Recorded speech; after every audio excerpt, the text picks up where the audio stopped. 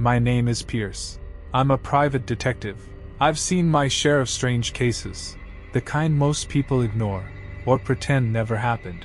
But this one started with a letter that had no ink. It arrived in the usual afternoon mail, a thick, off-white envelope sealed with deep red wax. The symbol stamped into it wasn't one I recognized. It looked like an open eye watching. Inside, a blank sheet of paper. At first, I thought someone was wasting my time, but as I held it up to the light, I noticed faint indentations, pressure marks from writing that had been carefully erased. I shaded the page lightly with a pencil, and slowly the message appeared.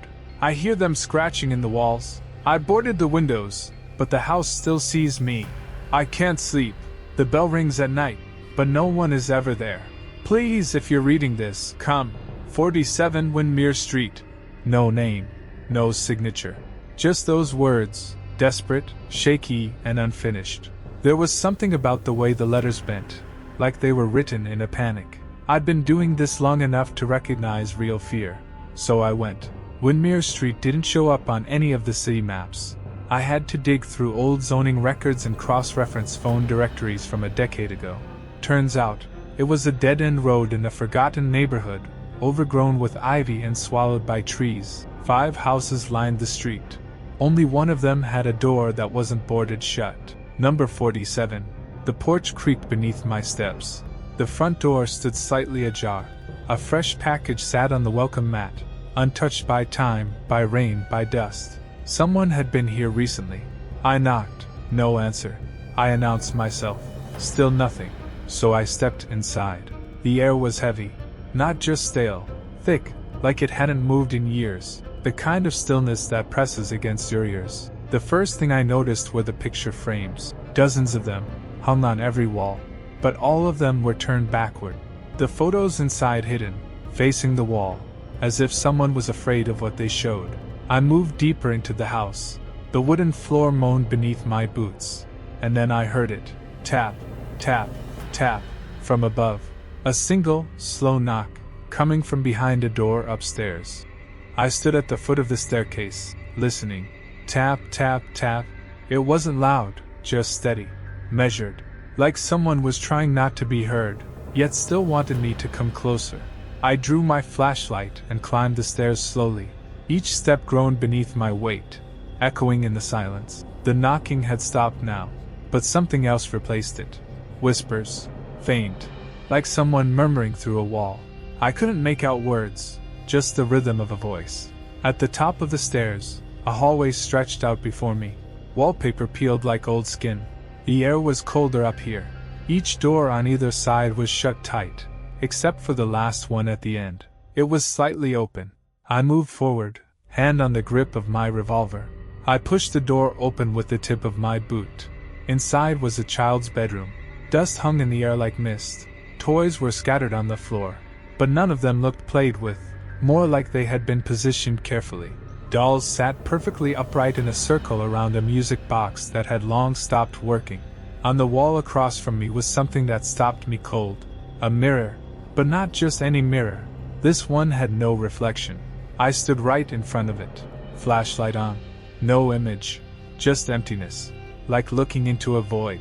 And then, for a split second, I saw something move inside it. Not in the room, in the mirror. A hand, thin, gray. It reached toward the glass, and then disappeared. I turned sharply, but the room was still empty. That's when the knocking started again. Tap, tap, tap. This time, it was coming from inside the closet. I raised my flashlight and slowly pulled the door open. Nothing, just hanging coats. But on the inside of the door, carved deep into the wood, were words scratched over and over in desperate scrawl. The house sees. The house hears. Don't speak. Don't sleep. Then, from somewhere downstairs, the front door slammed shut.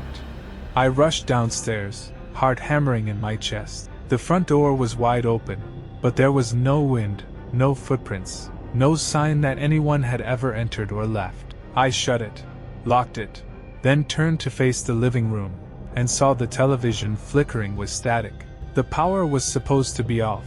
I approached slowly. A low hum filled the air, deeper than static. It almost sounded like breathing, The screen flickered, and then changed. Not a channel, a video feed, of me, standing in the room. Right now, watching the screen. And behind me, in the frame, something began to move. I spun around, flashlight up, but again nothing. Just the room, empty and cold. When I looked back at the screen, it was off, completely black. No hum, no static, dead. Then the whispering started again, louder now, urgent, desperate.